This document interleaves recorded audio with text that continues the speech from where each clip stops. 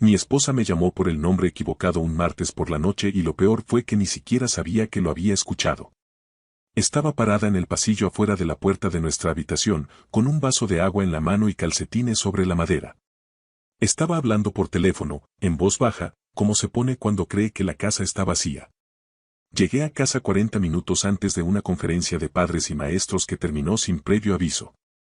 La puerta del dormitorio estaba rota 5 centímetros. No lo suficiente como para que ella se diera cuenta. Suficiente para escucharlo todo. Ella dijo, lo sé, lo sé. Yo también te extraño, Tomás. Mi nombre es Daniel. Regresé por el pasillo. Coloca el vaso sobre la encimera de la cocina sin hacer ruido. Se sentó a la mesa en la oscuridad y no se movió durante mucho tiempo. Mi nombre es Daniel Marsh. 41 años, ingeniero estructural de Nashville, Tennessee. Rachel y yo llevábamos casados 9 años. Tuvimos un hijo llamado Owen, de 6 años, actualmente obsesionado con los dinosaurios. Teníamos una casa que habíamos renovado juntos, un vecindario que conocíamos por su nombre, un matrimonio que habría descrito a cualquiera que me lo hubiera preguntado como genuinamente bueno. No perfecto. Bueno en la forma que importa, basado en cosas reales. Historia compartida. Silencios compatibles. El tipo de bromas internas que solo se acumulan tras años de prestar atención a la misma persona. Nunca había sospechado de ella. Ni un parpadeo. Lo que me dijo una de dos cosas. O yo era el hombre más inconsciente del mundo o ella era muy, muy buena en esto. Sentada en esa cocina oscura, no podía decidir qué posibilidad me hacía sentir peor. Bajó las escaleras 20 minutos después y se sobresaltó cuando me vio en la mesa. Su mano fue a su pecho.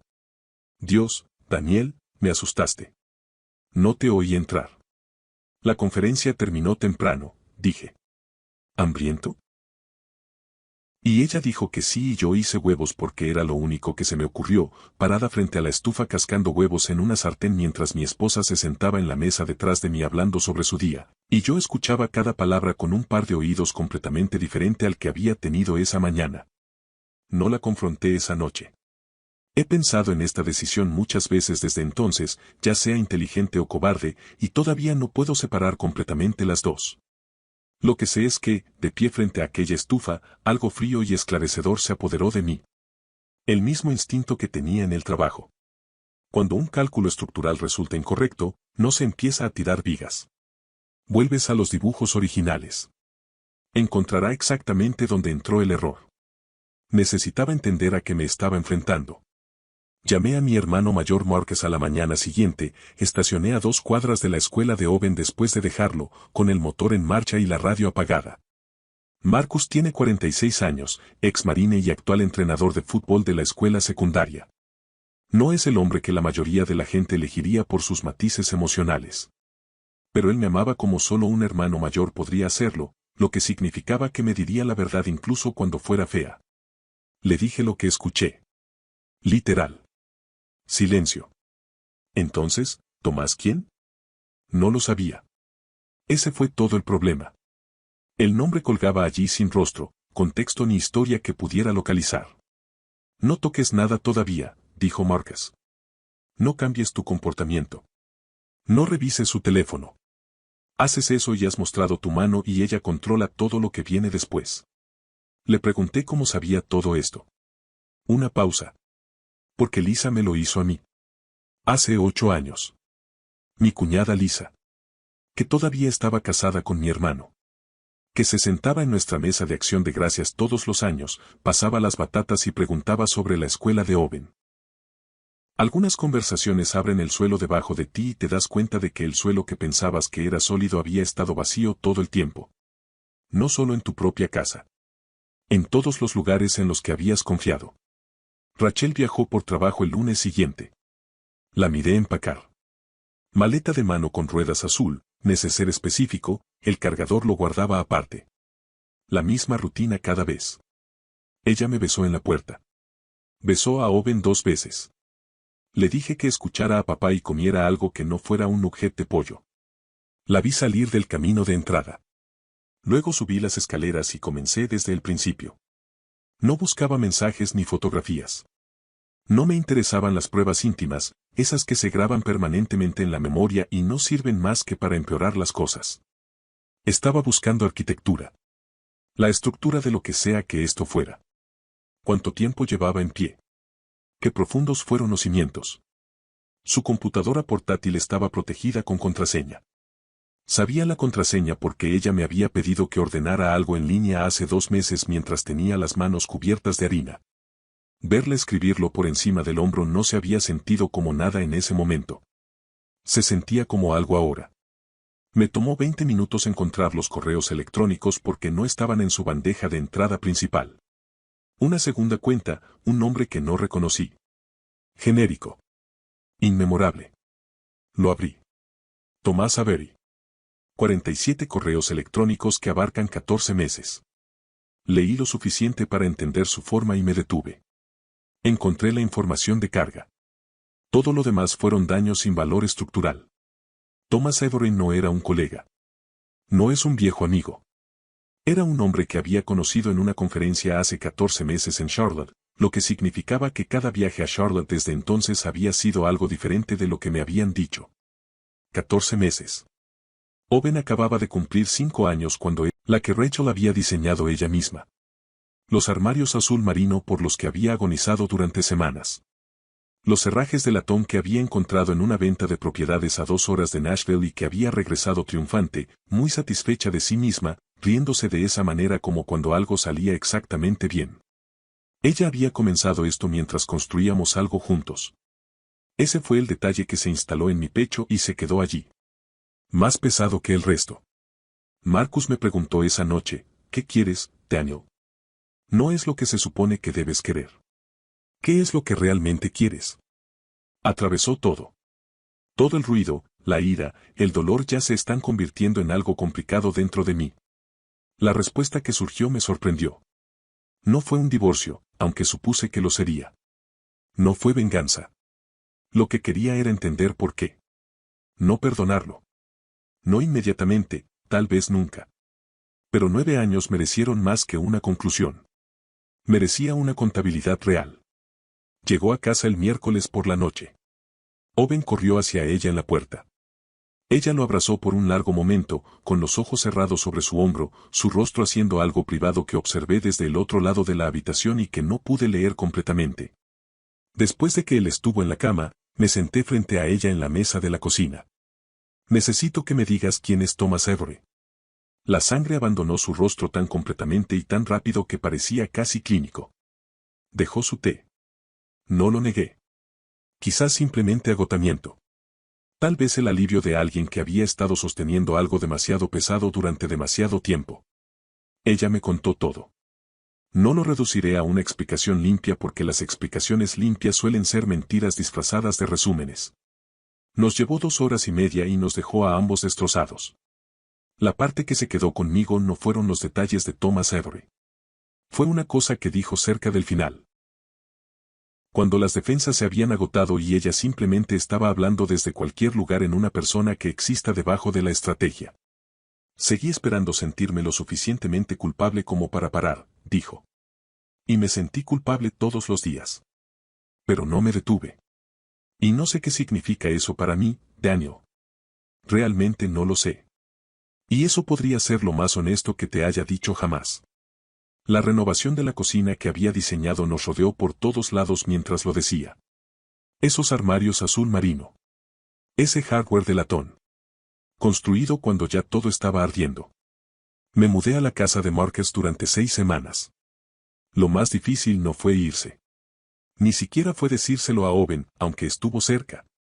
Un niño de 6 años, parado en la puerta de la cocina con su pijama de dinosaurio, sosteniendo su triceratops de peluche por un cuerno, preguntando por qué papá tenía una bolsa. Le dije que papá necesitaba quedarse en casa del tío Marcus por un tiempo, de la misma manera que a veces la gente necesita un tipo diferente de tranquilidad. Pensó en esto con la seriedad que solo los niños pequeños aplican a las cosas que les asustan.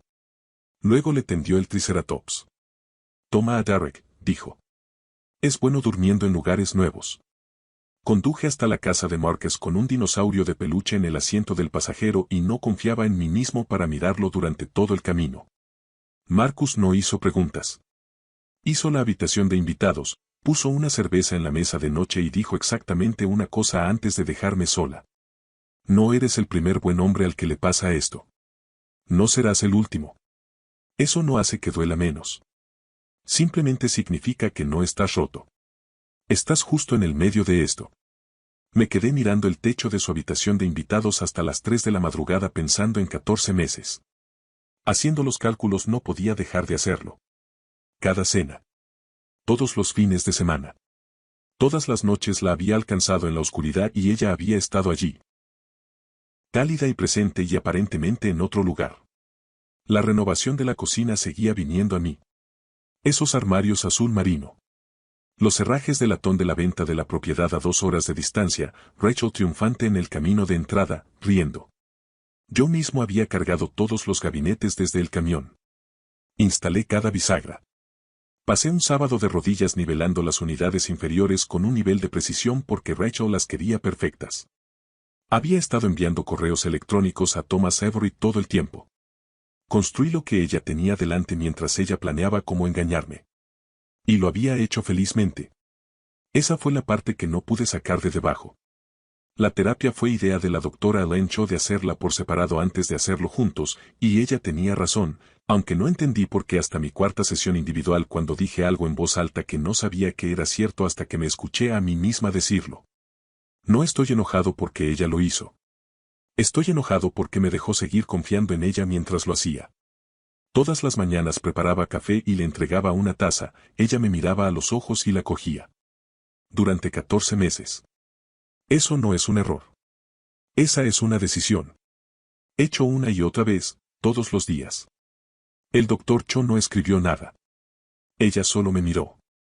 ¿Qué significaría, dijo con cuidado, si ella es capaz de eso y sigue siendo la persona que elegiste? No respondí ese día. Lo llevé a casa y lo di vueltas durante una semana como algo con una ventaja que aún no había encontrado. Las sesiones conjuntas fueron más duras. Rachel se acercó a ellos con una especie de honestidad desnuda que no había visto en ella en años, tal vez nunca. Sin rendimiento. No hay gestión de mis reacciones. Solo ella, sentada al otro lado de la habitación con las manos en el regazo, diciendo cosas que sospechaba que le costaban más de lo que dejaba ver. En una sesión, 6 semanas después, dijo algo que reorganizó algo en mí sin mi permiso. Creo que estaba esperando que me necesitaras menos, dijo. Eres tan capaz, Daniel. Tú arreglas las cosas. Calculas las cosas. Nivelas todo hasta que quede perfecto. Y en algún momento creo que comencé a sentirme como un mueble en mi propio matrimonio. Como algo que ya habías tenido en cuenta. No digo que eso haga que lo que hice esté bien. Estoy diciendo que ahí es donde fui. En algo que me hizo sentir nuevamente como una variable en lugar de una constante. La habitación estaba en silencio. Pensé en el nivel de precisión. El sábado de rodillas asegurándome de que todo fuera perfecto. Los gabinetes que ella había elegido los instalé sin pedirle ni una sola vez que me pasara nada, porque no necesitaba ayuda, porque nunca necesité ayuda, porque eso era de lo que siempre había estado más orgulloso de mí. Fue la primera vez que consideré que una de mis fortalezas también podría haber sido una forma lenta e invisible de dejar a alguien fuera. No la perdoné ese día. Pero comencé a comprender que la historia tenía más de un muro que necesitaba ser examinado. Terminó Thomas Avery. Lo sé de la misma manera que conozco las cosas estructurales, no por fe, porque probé la carga. No estoy orgulloso de cómo lo probé, pero lo probé y funcionó y finalmente dejé de probarlo y comencé a decidir que quería construir realmente. Regresé a casa un domingo. Owen estuvo en casa de Marcus por la tarde. Rachel y yo tuvimos la casa para nosotros solos durante 2 horas, que fue la primera vez en 8 semanas que estábamos solos sin un terapeuta en la habitación. Nos quedamos en la cocina, con esos gabinetes azul marino a cada lado de nosotros, y no dijimos nada durante casi un minuto completo. Luego dijo, quiero mostrarte algo. Abrió el gabinete encima del refrigerador, el que nunca usaba porque requería un taburete, y sacó una pequeña caja de madera que nunca había visto antes. Dentro estaba el tirador de latón que había comprado 2 por accidente en la venta de la propiedad. El repuesto que no coincidía con nada, del que nos habíamos reído en el camino a casa y del que nos habíamos olvidado por completo. Lo guardé, dijo.